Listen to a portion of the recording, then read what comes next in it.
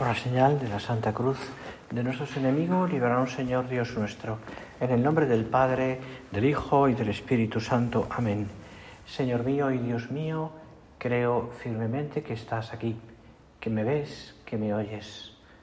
Te adoro con profunda reverencia, te pido perdón de mis pecados y gracia para hacer con fruto este rato de oración. Madre mía Inmaculada, San José, mi Padre y Señor, Ángel de mi guarda, interceded por mí. Bueno, pues ya acabamos con este último rato de oración y después con la bendición con el Santísimo, y terminamos, así me he titulado esta meditación, terminamos en la alegre esperanza de Cristo, en la alegre esperanza de Cristo. Vamos a hablar un poquito en este rato de oración último de eso, de la esperanza y de la alegría, de algo que tenemos que tener en el corazón siempre porque lo necesitamos y porque es parte de nuestra vida y que tiene que ser como fundamento también de todo lo que hacemos, ¿no? Y cuando uno lo piensa un poco y se plantea, ¿no? Es decir, en esos momentos en los que podemos pasar más tiempo rezando, como ha sido estos días, por ejemplo, ¿no? Pues ¿qué es lo que realmente a mí me da paz? Me da paz. ¿O qué es lo que realmente a mí me fundamenta? Puedo fundamentar mi vida, ¿no? Y bueno, pues ahí aparecen cosas, ¿no? Que uno piensa que le vienen, ¿no? Pero que, en fin, que si tenemos fe, pues evidentemente el Señor, ¿no? Cuando otras personas lo fundamentan en otras cosas que les dan seguridad, ¿no? Pero realmente el valor de una vida, está en algo más grande. Bien es verdad que hoy día la gente valora las cosas desde el punto de vista de la eficacia.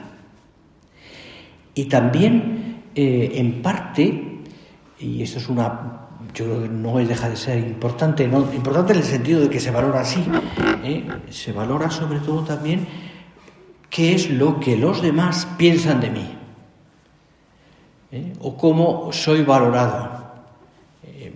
Ponte en una empresa, es decir, siempre se hacen momentos de decir valoración de la eficacia de los trabajadores, de lo que sea, pero en general nos importa mucho el saber, puramente por una cosa humana, el saber lo que la gente, la opinión que los demás tienen de nosotros, o el éxito que uno es capaz de alcanzar. No digo yo que eso que sea malo, pero no es lo único. Es decir, eso se puede enfocar bien, siempre que no sea como lo único. Es decir, la opinión ajena tiene consecuencias en la vida familiar, por ejemplo, en la vida profesional, social. El éxito que uno tiene también, pues, lógicamente, en alguna cosa que emprende, pues, tiene su importancia porque depende a lo mejor mi familia de eso. Quien empieza una empresa, un autónomo, si sale mal, pues es que estoy jugando muchas cosas, ¿no? Viva los autónomos, por cierto. Bueno, pues, claro, es verdad. Es decir, no es poca cosa.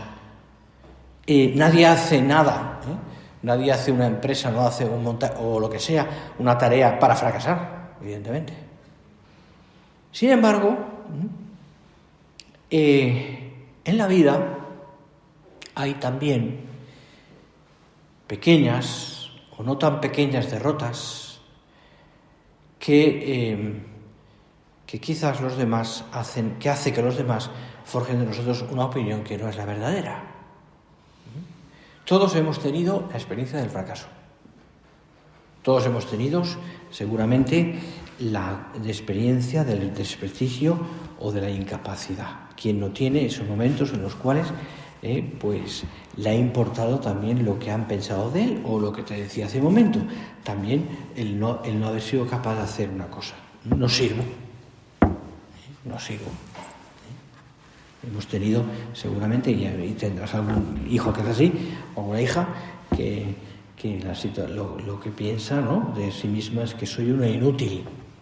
He oído más de una niña decirme, soy una inútil. Me decía un amigo, un chaval que trataba hace muchísimos años, un universitario, me decía, don Javier, es que a mí lo que más me agota de mi vida, lo que más me agota, y perdonad que lo diga así, lo que más me agota de mi vida, era un chaval estupendo, pero es mi propia imbecilidad, me decía el tío. En el fondo, es decir, nos agota nuestra propia tontería, ¿no? Y es verdad, o sea que todos hemos tenido esa experiencia de decir, es que eso es verdad que nos puede llevar, lógicamente, a un desánimo y, último término, a una desesperanza. Una desesperanza. Y hoy día es un tema interesante.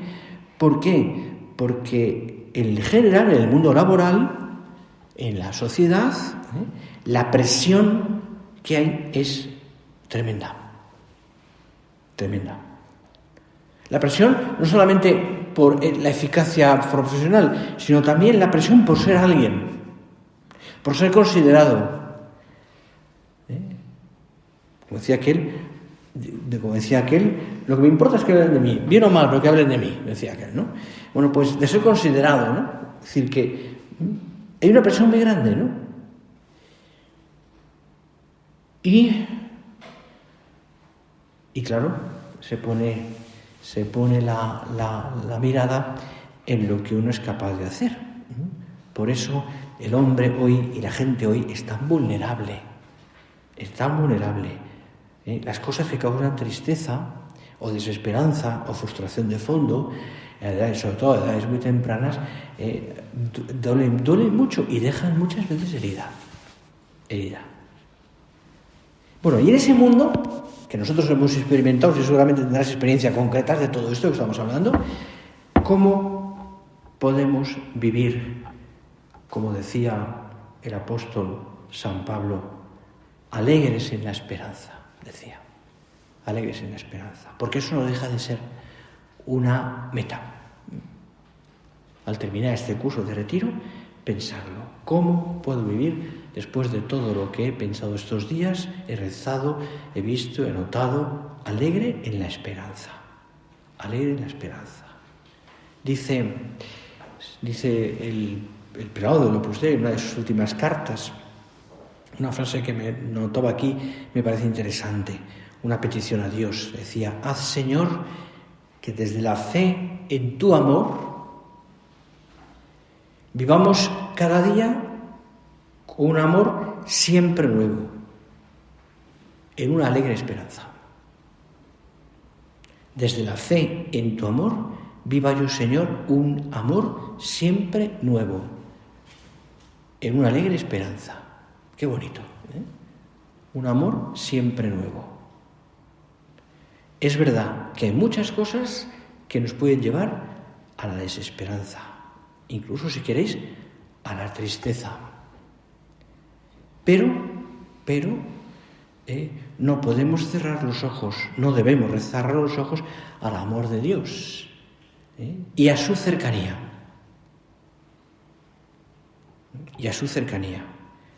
Concretamente el Papa Francisco lo decía en una de sus encíclicas, creo que es una de sus cartas, una audiencia magnífica.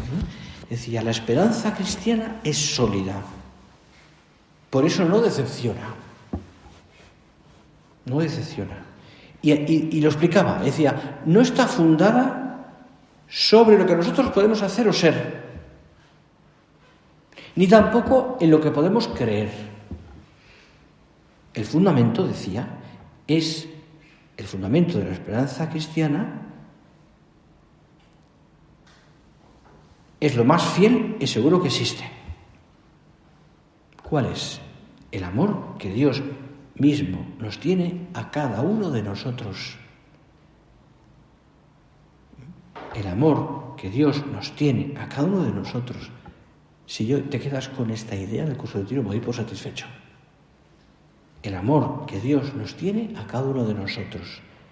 Y añadía y terminaba diciendo de una manera estupenda, es fácil decir, Dios nos ama. Todo lo decimos.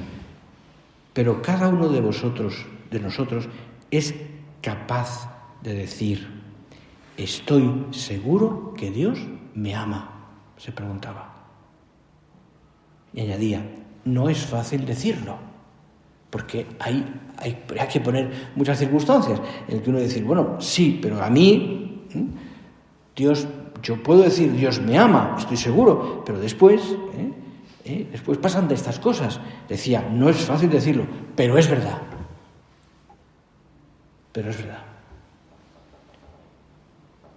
No deja de ser una verdad lo que San Pablo dice en aquel momento en una de sus cartas, creo que es a los Romanos, donde dice San Pablo que aquello de que Dios me amó, o sea, Dios se entregó a sí mismo y se entregó por amor a mí. Los primeros cristianos, por lo que los testimonios que tenemos en la Sagrada Escritura y sobre todo también por los testimonios de los primeros cristianos, los primeros escritos que hay, y lo que conocemos de ellos, pues muchos de ellos habían conocido al Señor y la gran mayoría eran casi contemporáneos o muy posteriores, muy poquito posteriores, ¿no? Hablo del año 100, 200. Para ellos, muchos de ellos catecúmenos ya adultos, la fe es un regalo. Están viviendo una sociedad pagana, prácticamente como la nuestra ahora mismo, ¿no? Que ha dado la espalda a Dios y que acaba de poner en una constitución el aborto como un derecho, por ejemplo. Y ahí seguiremos, Ojalá no siga mucho, pero está ahí. Es decir, aquellos vivían un ambiente muy complicado, incluso de persecución. Por eso ellos, cuando descubren lo que es la doctrina cristiana, lo que Cristo ha dicho, el mensaje de Cristo, y ven la coherencia y sobre todo que está dado, esta es la explicación de la persona, o sea, la explicación de lo que es el mundo, de lo que es la persona, ¿no? Es decir, que es el hombre, y por tanto, como la fe se adecúa perfectamente a la persona humana, bueno, pues para ellos esa fe es un regalo. Es un don. Es un don porque les llena de esperanza. La esperanza en que todo eso que Cristo ha dicho está fundamentado porque Cristo ha resucitado. Es decir, la vida ha vencido a la muerte. La gracia ha vencido al pecado. Y entonces ellos tienen esa idea clara de que Cristo, Dios, es alguien con mayúscula que está en mi corazón siempre.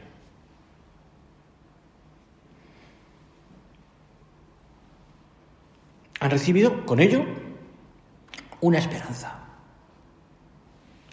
Dice San Pablo, una esperanza que no defrauda, porque el amor de Dios ha sido derramado en nuestros corazones por medio del Espíritu Santo que se nos ha dado. Claro, con esa fe y esa esperanza vivían aquellos hombres y son capaces de afrontar primero una primera evangelización que recorre San Pablo y los demás que le siguen todo lo que es el mundo conocido, el Mediterráneo, y después también una persecución que digamos que es terrible, ¿no? Es decir, ha habido paz terribles, pero que es terrible. Afrontan el dolor, afrontan la muerte, afrontan la persecución, afrontan esa extensión, a pesar de todos, la sangre de los mártires es semilla de los cristianos, decía Tertuliano, y es así, afrontan todo eso desde la esperanza, en esa alegre esperanza que estamos hablando. Bueno, pues han pasado 20 siglos desde entonces, y tener la seguridad de que Dios nos sigue llamando a esa alegre esperanza. A nosotros que vivimos en el siglo XXI, bueno, y parte del XX hemos vivido también, pero bueno, a caballo entre 2 siglos y entre 2 milenios, a nosotros estamos llamados a vivir esa gran esperanza. Y dentro de muchos siglos, como ha pasado ahora, dirán de nosotros, aquellos cristianos del siglo XX, XXI, fueron capaces de vivir su alegre esperanza. Tuvieron esperanzas, más grandes o más pequeñas. Vivieron de esa esperanza que les mantuvo en el camino. Supieron vivir su fe y transmitirla. Ojalá puedan decir de nosotros esto, ¿eh? En el fondo, yo creo que estamos para transmitir eso, ¿eh? Y nuestra fe nos lleva a eso. Y entendieron que esa gran esperanza solo puede ser Dios, que abraza el universo, que nos puede proponer y dar lo que nosotros, por nosotros mismos, no podemos dar. Entendieron que era Dios su esperanza. Es así. Hablábamos antes de la cruz, ¿verdad? Para muchos pareció un fracaso, pero para quienes tienen esperanza se convirtió en el triunfo más decisivo de la historia, porque dio paso a la resurrección.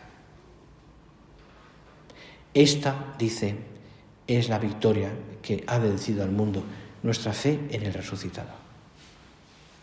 Esa es la victoria, nuestra fe. ¿En qué? En el resucitado.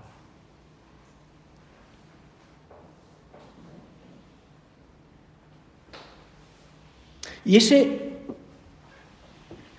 pensadlo, ese es, diríamos, como el principio.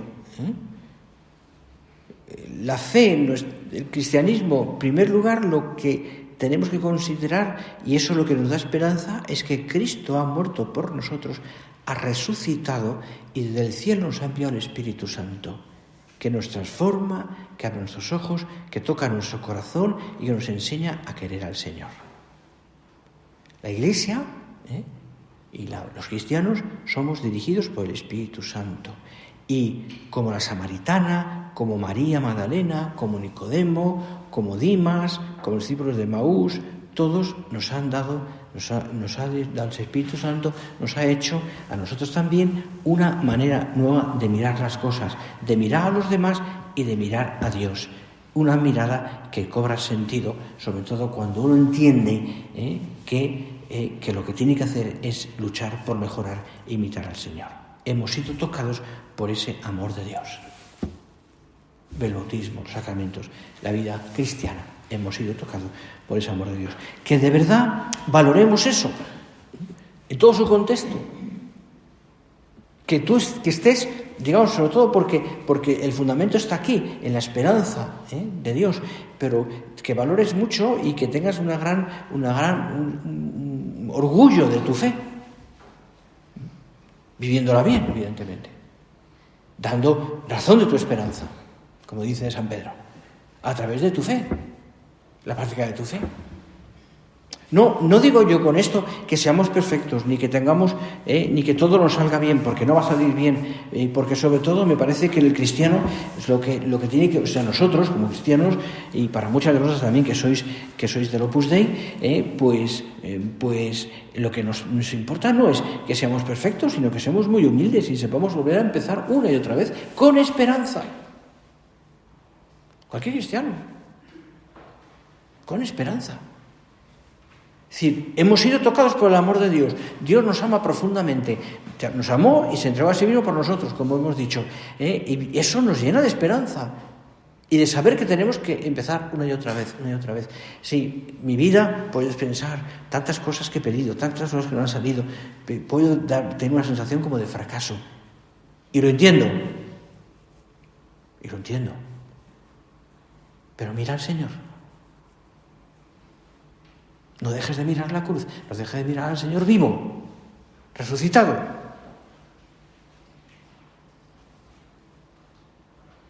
No sé si el Señor nos dará lo que pedimos, no lo sé. Pero lo que sí que sé es que Dios no deja de amarte. ¿Te dé o no te dé? ¿Nos dé o no nos dé? ¿Nos conceda o no nos conceda? Lo que tengo la seguridad es que yo no voy a dejar de ser amado por Dios. Porque Él no puede no amarme. Él no puede olvidarse de mí. ¿Te olvidas de tu hijo? Imposible. Imposible. Es tan grande su amor que no puede dejar de querernos. Lo que sé es que Dios no va a dejar de quererte. Por supuesto, te pedirá, por supuesto, te exigirá, por supuesto, contará contigo, pero no va a dejar de quererte aunque te alejes mucho de él. Aunque te alejes mucho de él.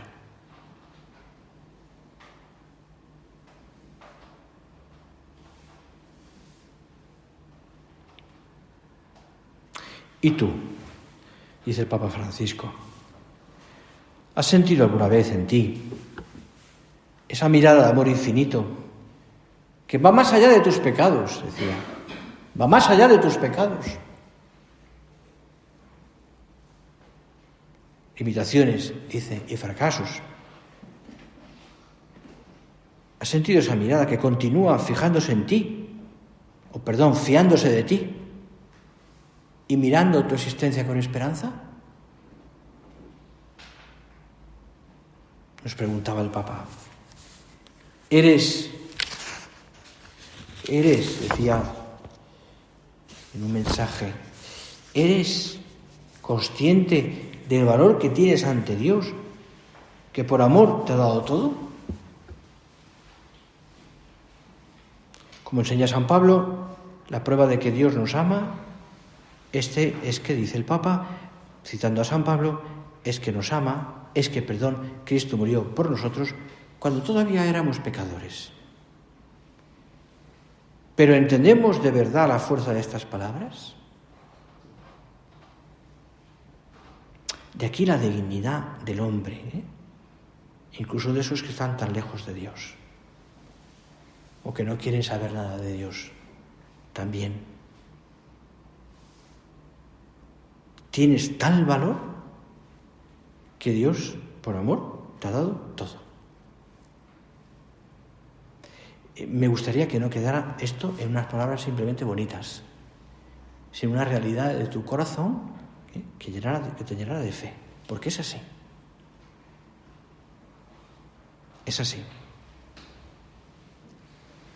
Quizás tenemos que pedir al Señor descubrirlo cada uno de nosotros, no porque yo te lo diga, sino porque tú personalmente lo descubras esto. Y seguramente entenderás o verás que el mejor modo de descubrirlo es en tu oración, en la adoración, en la contemplación. Qué dulce, decía concretamente, que era el Papa Benedicto, decía, el Papa Francisco, decía, qué dulce es estar frente a un crucifijo o de rodillas delante del Santísimo, simplemente ser ante sus ojos.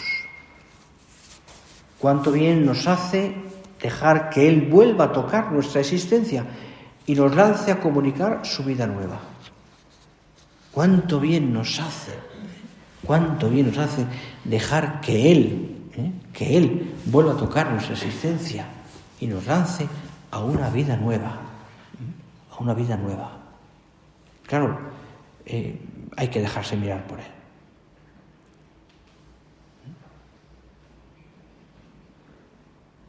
Y es curioso, pero dejarse mirar por el Señor, mirar al Señor,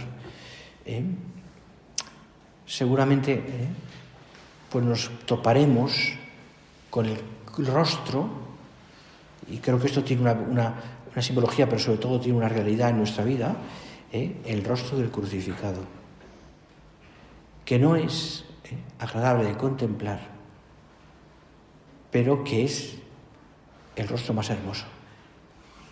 Así lo dice un salmo. Jesús, el Señor, es el más hermoso de los hombres, de los hijos de los hombres. Y sin embargo es el rostro de la paciencia, del amor, del sufrimiento, de la entrega, del servicio, de la donación, de la humildad, el rostro de un niño recién nacido. de un hombre en la cruz, de la alegría, de la sonrisa. Míralo. Te toparás seguramente con frecuencia con el dolor. En tu dolor está el Señor. En tu alegría y en tu éxito también está el Señor.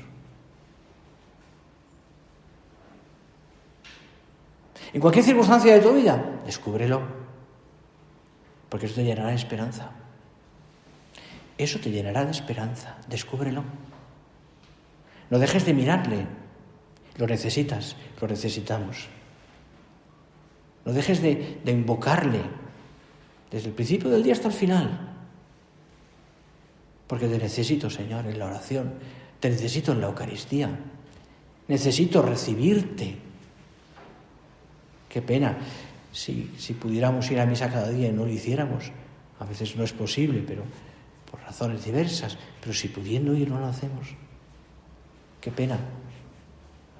Si pudiera hacer oración todos los días no lo haces. O si pudiendo dedicar un tiempo a la lectura o a lo que sea, no lo hacemos. Qué pena. Sobre todo los sacramentos. O si pudiendo recibir el perdón con frecuencia, porque también lo necesitamos, pues por dejadez, por lo que sea, no lo hacemos. No estamos dejándonos mirarlo, no estamos facilitando al Señor. No nos va a dejar de querer, por supuesto, pero no le facilitamos que nos lo muestre.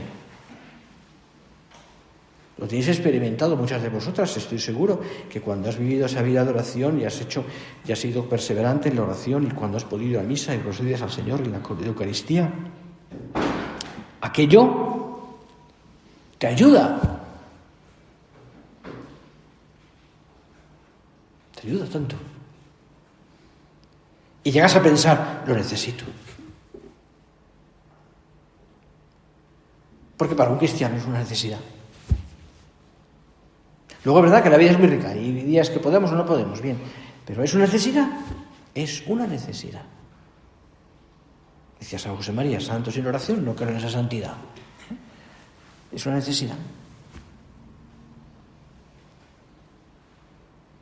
Y no solo necesidad, sino que además, incluso podríamos decir, para muchas personas es una obligación. Es algo que no podemos, ¿no? Es decir, somos anécdota de la Madre Teresa de Calcuta, que piensa ves toda la labor, es decir, ella sí que nos enseñó también, esta buena mujer, tan santa, ¿no? Nos enseñó a tocar y a descubrir el rostro de Cristo en los más miserables del mundo, ¿no? Es decir, los hombres más, bueno, no vamos a describir ahora mismo, pero ella lo veía, es decir, cada vez que toco el rostro o toco la piel o la herida de un hombre así, sé que estoy tocando el cuerpo de Cristo, decía ella, con ese sentido tan sobrenatural que tenía, tan impresionante, ¿no? Es decir, bueno, que yo también tengo que aprender en mi vida y en las circunstancias mías a descubrir a Cristo ahí, en el dolor, en mil cosas, ¿no? Aquella anécdota que contaban, ¿no? De uno de sus residencias, de sus monasterios o lo que fuera, donde tenían allí a tantos enfermos, habían fundado, no sé en qué sitio era.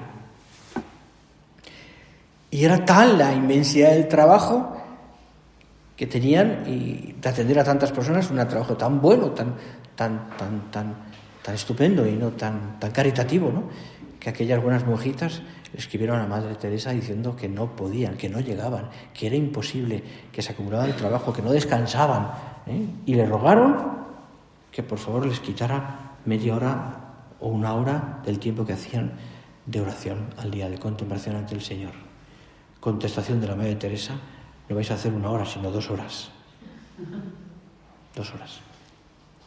¿Por qué? Porque entendía perfectamente que iban a descubrir el rostro de la caridad y de la paciencia y de la misericordia en Cristo, en el Señor. Y si no había ese fundamento, lo demás. Tú y yo vamos a descubrir el rostro de la paciencia, de la misericordia, del amor, de la caridad en Cristo. Y esa es nuestra esperanza. Y esa es nuestra esperanza. Y eso es lo que vale. Eso es lo que vale.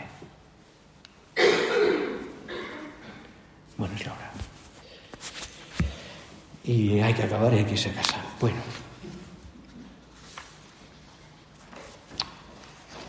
Pues sí, acabamos. Dando gracias a Dios, pienso que tenemos que hacerlo todos. Dando gracias a Dios por todo lo que hemos rezado estos días, por lo que habéis ido meditando, por lo que el Señor os ha sugerido. Iba a decir porque habéis descansado también, porque más de una se dormía en las meditaciones, pero bueno, no pasa nada. No pasa nada. Yo agradezco y me encanta si descansáis con mis meditaciones. Porque para algo servirán, digo yo, por lo menos, ¿no? Para que descanséis y dormáis un poquito. Bueno, pues vamos a pedir al Señor y a la Virgen que nos ayude. Y ahora, en este último acto que haremos, eucarístico, a Jesús sacramentado, pongamos en ti, queremos poner en ti, Señor, en ti, en tu presencia real y en tu Madre Santísima, todos nuestros propósitos para llenarnos de una alegre esperanza.